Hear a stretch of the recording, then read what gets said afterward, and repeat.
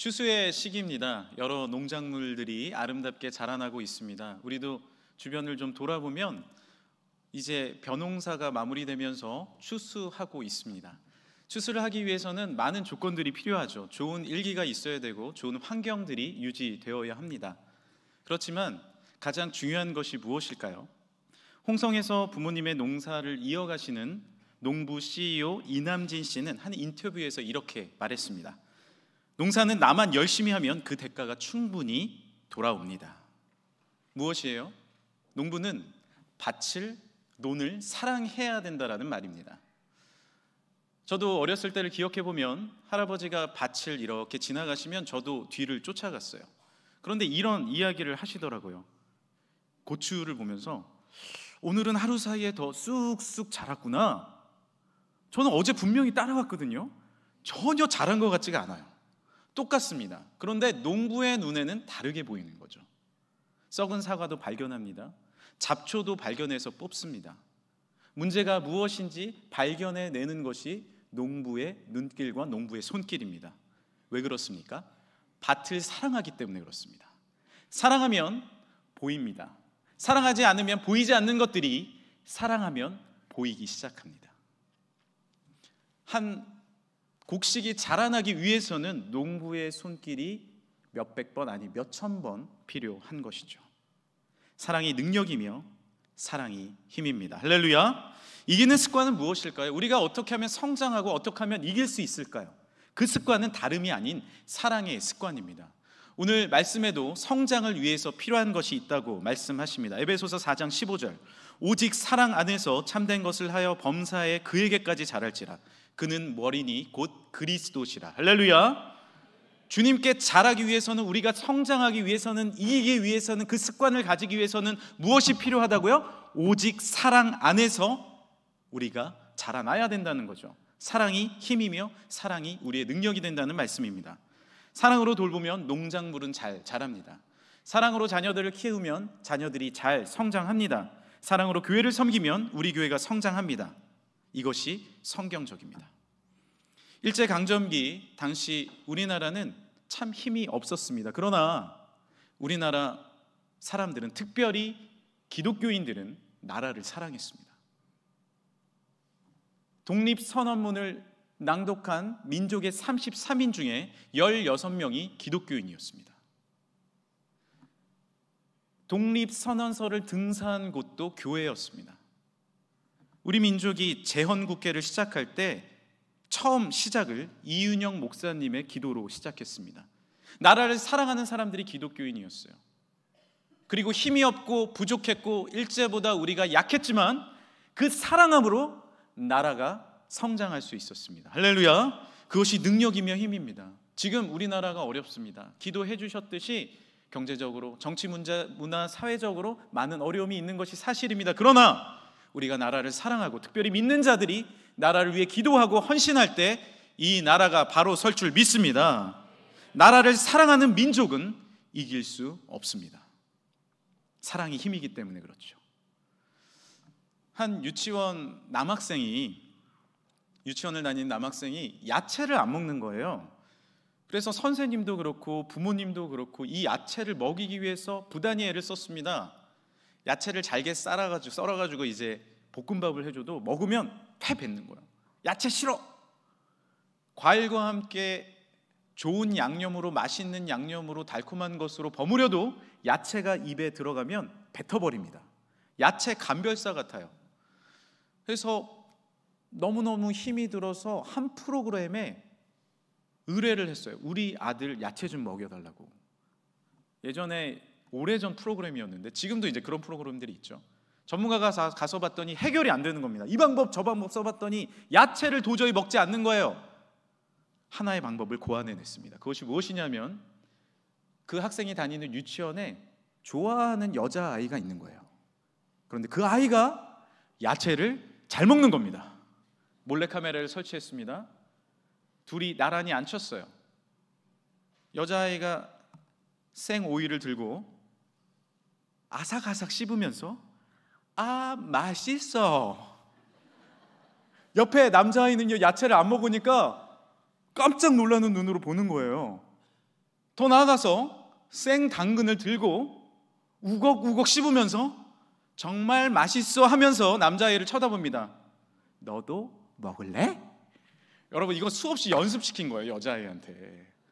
남자아이는 눈빛이 변합니다. 지도 남자라고 생오이를 들고 된장을 푹 찍어서 아삭아삭 우걱우걱 씹으면서 놀라운 한마디를 하죠. 정말 맛있네. 부모가 느낀 감정이 무엇일까요? 배신감입니다. 이건 배신감 아니에요? 야채를 먹게 된 거예요. 뭐 때문에? 저는 이것을 이렇게 부르고 싶네요. 작은 사랑의 기적이다. 우리가 습관을 바꾸는 방법은요, 의외로 간단합니다. 이기는 습관은 무엇입니까? 사랑하면 됩니다. 할렐루야. 사랑하면 그것이 바뀌기 시작한다는 거죠. 우리 성도님 중에도 학창시절에 좋아하는 선생님들이 있었을 거예요. 특히 여학생들은 좋아하는 선생님들이 한둘 있죠. 영어를 가르친다. 영어 공부를 합니까? 안 합니까? 하는 거예요. 영어를 좋아해서 하는 게 아닙니다. 선생님을 좋아해서 하는 거예요. 놀랍지 않습니까? 이것이 사랑의 습관입니다. 이기는 습관입니다. 오늘 제가 한번 읽었던 그 말씀, 4장 15절 말씀을 함께 한번 읽어볼까요? 시작. 오직 사랑 안에서 참된 것을 하여 범사에 그에게까지 자랄지라. 그는 머리니 곧 그리스도라. 오늘 말씀은 에베소서 말씀입니다. 에베소 교회에 보내진 주님의 사랑의 말씀이에요. 사도 바울은 에베소 교회를 무지하게 사랑했어요.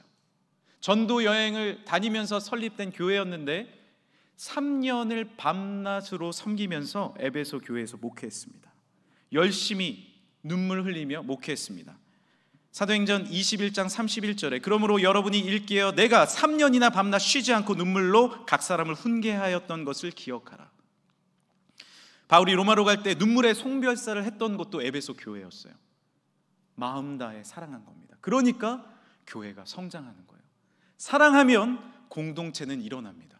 우리가 가정을 사랑하면 가정은 회복됩니다. 우리가 직장을 사랑으로 돌보면 그 직장에서 여러분도 인정받을 뿐만 아니라 그 직장이 성장하게 되어 있습니다. 이것이 바로 성경에서 말하는 이기는 습관입니다. 그렇다면 우리가 사랑해야 되는 건 알겠는데 우리 마음에 어떻게 하면 사랑할 수 있을까요? 내 마음을 바라보면 사랑이 메마른 것을 발견할 때가 있습니다. 나도 공동체를 사랑하고 싶은데 사랑이 없는 나를 발견하는 거예요. 나도 가족들을 사랑하고 싶은데 어느새 지쳐진 나의 마음을 발견하는 겁니다. 그것이 문제인 것이죠. 에베소 교회도 이 말씀을 전할 때만 해도, 이 말씀을 들을 때만 해도 서로 사랑했을 때예요. 서로 사랑하고 섬기고 기뻐하며 행복했던 시기입니다. 그런데 요한계시록의 말씀에 따르면 이 말씀으로 에베소 교회가 책망을 받고 있습니다. 계시록 2장 4절 5절 말씀인데요. 그러나 너를 책망할 것이 있나니, 예수님께서 책망하시는 거예요. 너의 처음 사랑을 버렸느니라. 그러므로 어디서 떨어졌는지를 생각하고 회개하여 처음 행위를 가지라. 여러분 기억해 보십시오. 우리가 처음에 연애하고 결혼했을 때 사랑 안에서 결혼하신 분 있습니까? 아니에요. 사랑을 한 겁니다. 자녀를 처음 출산했을 때, 오늘도 출산한 가정이 한 가정 있는데 보면은 그냥 꿀이 뚝뚝 떨어지죠. 사랑 안 한 부모가 있습니까? 교회 와서 예수 그리스도를 영접했을 때 사랑 안 한 분이 있습니까? 사랑했다는 거죠. 문제는 무엇이에요? 그 사랑이 떨어졌다는 겁니다. 어디서부터 내 사랑이 메말랐는지, 어디서부터 이 사랑의 물줄기가 흐르지 않는지를 우리가 깨닫고 발견해야 되죠. 그리고 주님께서 우리에게 주신 말씀처럼 첫사랑을 회복하길 간절히 소망합니다. 다시 한번 그 마음을 회개해야 되는 거예요. 내가 사랑하지 못하고 있음을 회개하는 겁니다. 주님의 그 놀라운 사랑, 십자가의 사랑을 나는 사랑했죠. 청년 때 눈물 흘렸어요. 집사직분 받을 때 너무 감사했습니다. 하나님을 의지하고 하나님을 바라봤어요. 그런데 내 사랑이 말라가고 있습니까? 그 사랑을 회복해야 합니다. 주님의 말씀을 받아들이고 나의 그 처음의 모습을, 첫사랑의 모습을 다시 회복하기를 주님 앞에 간구하고 회개해야 하죠. 왜 우리가 주님을 사랑할 수 있어요? 이런 찬양이 있어요. 왜 날 사랑하나, 왜 날 사랑하나, 왜 주님 갈보리 가야 했나? 왜 날 사랑하나? 우리 처음부터 이 찬양 해볼까요? 이 찬양할 때 우리 주님의 사랑이 좀 회복되길 간절히 소망합니다. 그 첫사랑, 주님이 먼저 사랑하랬거든요. 주님이 우리를 먼저 사랑하셨어요. 사랑이 구주를 죽게 했네. 왜 날 사랑하나? 겸손히 십자가 지셨네. 겸손히 십자가 지시었네. 왜 날 사랑하나?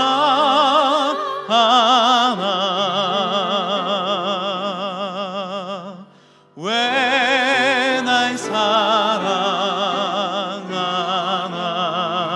사랑하나? 왜 날 사랑하나? 왜 주님 갈보리 가야 했나? 왜 주님 갈보리 가야 했나? 왜 날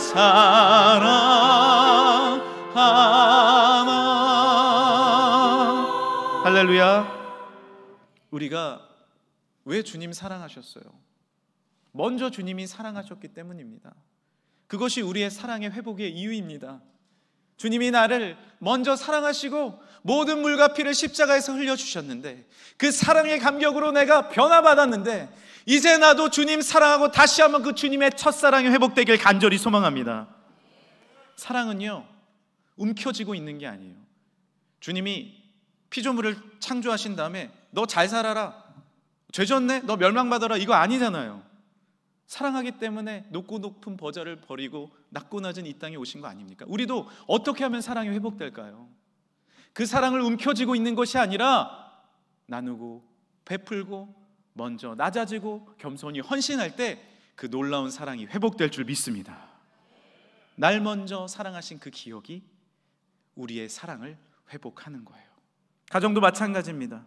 가정이 어떻게 하면 승리할 수 있습니까? 사랑이 필요합니다. 할아버지 할머니들은 손주들이 변을 볼 때 참 기뻐하세요. 아기들이 막 재밌게 놀다가 갑자기 얼굴이 굳죠? 이러기 시작하면 젊은이들은요, 옆에 보다 냄새나 이러면서 도망가요. 그런데 할아버지 할머니들은 잘한다 잘한다 잘 산다 잘 산다 이래요. 왜요? 잘 싸야 잘 자라기 때문에 그래요. 사랑으로 키우는 거죠. 저도 어렸을 때 기억해 보면 할머니가 잘 먹는다, 더 먹어라 더 먹어라 이 얘기 늘 하셨어요. 제가 아기를 낳고도 증손주 보신 거 아니에요. 할머니 찾아가면 밥 먹고 있는데 한술 떠서 저에게 주십니다. 더 먹으라, 더 먹으라는 거예요. 저는 배가 부른데 근데 더 먹었습니다. 왜요? 그 사랑을 먹고 제가 자랐잖아요. 그 사랑의 기도로 제가 자라났잖아요. 사랑이 성장하도록 돕습니다. 성장 어떻게 합니까? 가정이 어떻게 하면 성장합니까? 사랑해야 합니다. 할렐루야. 지금 아이들을 키우기 힘들잖아요.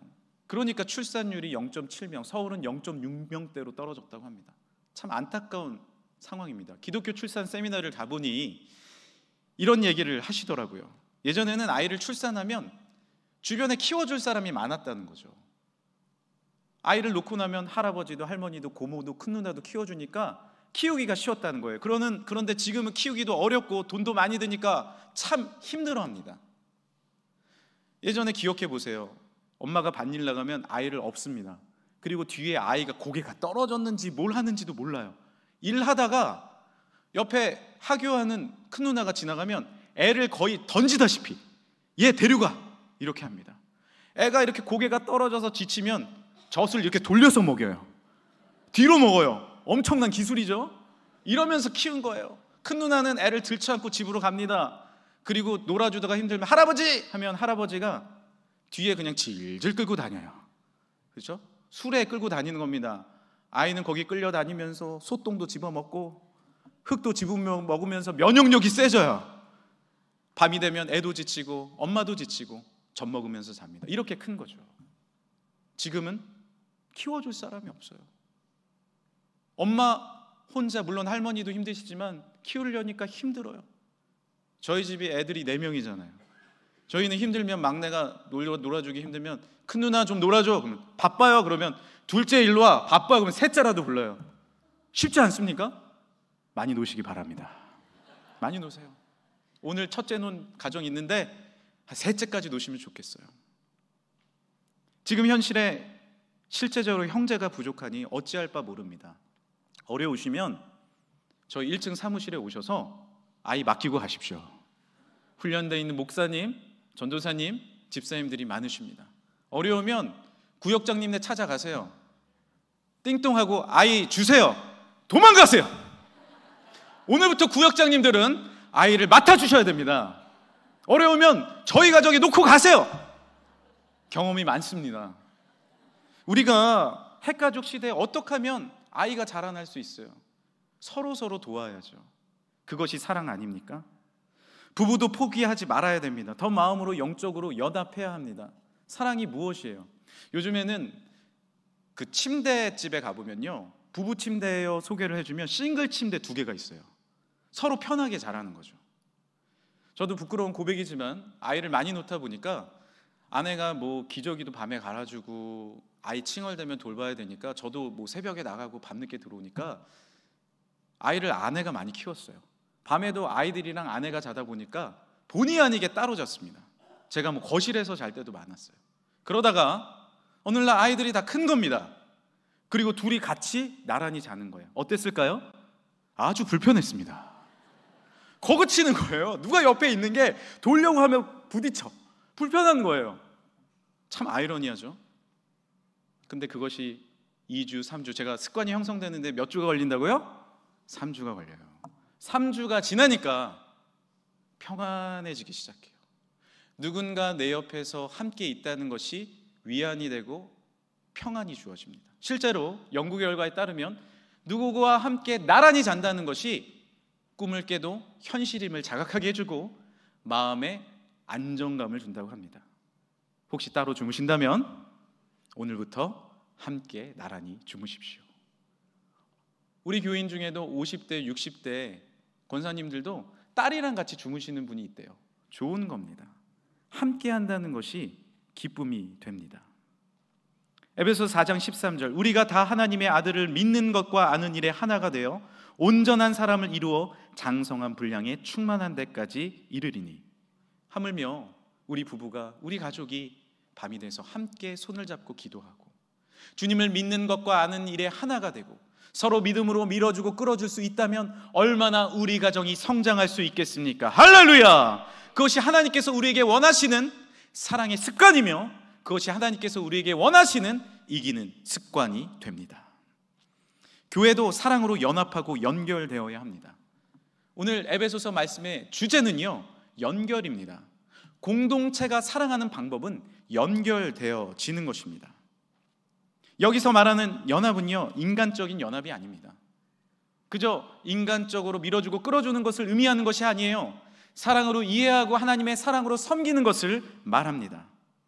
사도행전 4장 오늘 말씀 에베소서 4장 2절에 모든 겸손과 온유로 하고 오래 참음으로 사랑 가운데서 서로 용납하고 평안에 매는 줄로 성령의 하나 되신 것을 힘써 지키라. 할렐루야. 공동체가 하나 되는 것은요, 쉬운 일이 아니에요. 오늘 말씀에 힘써 지키라라고 말씀하고 있어요. 연합하라는 거죠. 지난주에 우리 교회에는 족구대회가 있었습니다. 1남, 2남, 3남, 4남, 우리 7남, 우리 교역자들까지 한 몸이 돼서 족구대회를 했는데 제가 참 감사했던 건 젊은 우리 가정들도 많이 참여했어요. 그리고 이기고 지는 것에 그렇게 연연하지 않고 서로 웃으면서 경기를 했습니다. 근데 사실 노예대회나 교회들끼리 대항을 하거나 뭐 교단끼리 대항을 하거나 신학교끼리 대항을 하면요, 참 치열합니다. 신학교끼리 시합을 했는데요, 주제곡이 이거였대요. 응원곡이 마귀들과 싸울지라 죄악. 여러분, 다른 신학생들이 마귀입니까? 이거 연합한 거 아니죠. 그런데 우리 교회 대회는 참 사랑으로 가득했어요. 저희 교역자 팀이 기적적으로 준우승을 했는데 결승전에서 진 팀이 있습니다. 7남 8남 아닙니다. 2남 선교입니다. 60대 중반이에요. 공이 그렇게 세지 않았어요. 우리가 이길 것 같아 보였습니다. 그런데 졌습니다. 왜 졌을까요? 수비가 약하면 서로 도와주는 거예요. 공격이 가면 서로 기뻐하는 거예요. 서로의 약한 부분을 도와주니까 그 팀워크가 쓰니까 이길 수가 없는 거예요. 연합함은 무엇이에요? 빌립보서 4장 16절, 오늘 본문 말씀이죠. 그에게서 온몸이, 에베소서, 그에게서 온몸이 각 마디를 통하여 도움을 받음으로 연결되고 결합되어 각 지체의 분량대로 역사하여 그 몸을 자라게 하며 사랑 안에서 스스로 세우느니라. 사랑은 무엇인가요? 말씀에 따르면 연결입니다. 한번 따라해 주시겠어요? 사랑은 연결입니다. 리더십이 요즘에 많이 연구되고 있죠. 지금까지 각광받았던 리더십은 카리스마적 리더십이었어요. 그렇게 끌고 오는 것이 맞습니다. 그런데 지금 시대는요, 커넥티브 리더십, 연결 짓는 리더십에 대해서 수많은 분들이 연구를 하고 있습니다. 클레어몬드 대학원 의장을 맡고 있는 짐 림먼 블루먼 박사는 연결이 리더십에 있어서 가장 중요하다라고 예칩니다. 그렇게 말을 하고 있습니다. 왜 그럴까요? 100년 전만 해도 지구 반대편에서 전쟁이 일어나면 몰랐습니다. 전쟁이 일어나는지 무슨 일이 있는지 몰라요. 아무 상관이 없어요. 그런데 우리가 마음 아픈 것은 무엇입니까? 지금도 이스라엘 지역에, 아프가니스탄에 기근과 지진과 전쟁이 있습니다. 우리는 위에서 기도하고 있습니다. 그 전쟁이 주의 사랑으로 하루빨리 평화 가운데 종식되길 간절히 소망합니다. 그런데 예전에는 몰랐던 그 전쟁이 우리는 지금 알고 있잖아요. 전쟁이 일어나면 몇 분 뒤에 우리는 우리의 손을 통해서, 핸드폰을 통해서 알 수 있게 됩니다. 연결되고 있다는 거죠. 신방을 하는데 한 손동님이 이런 얘기를 해요. 우리 집 청소기 멈췄네? 뭐예요? 집에 로봇 청소기가 있는데 어디 걸린 거예요. 핸드폰으로 알려주는 거예요. 다 연결되어 있습니다. 우리가 연결되어 있지 않는 것 같습니까? 영적으로는 어떻습니까? 연결되어 있습니다. 한 가정이 출산을 하는 것이 연결되어 있어요. 왜 그렇습니까? 그 아이가 얼마 안 있으면 유치부로 올라가요. 유년부로 올라와요. 20년 뒤만 되면 여기 장년부에 앉아 있는 겁니다. 찬양대를 할 수 있어요. 다 연결되어 있습니다.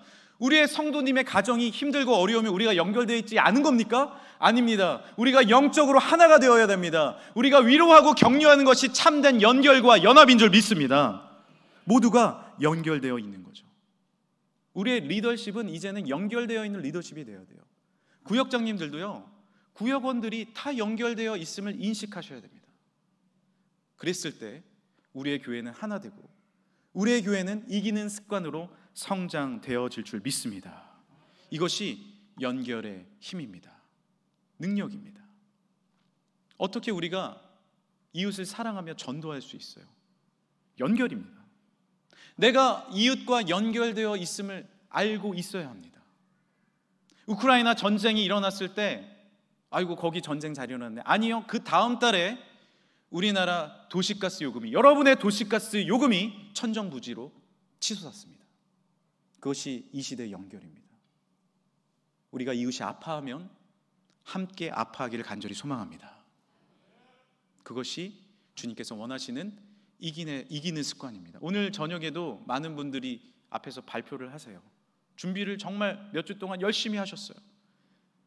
사랑과 행복의 밤이라고 이름을 붙였습니다. 왜 그럴까요?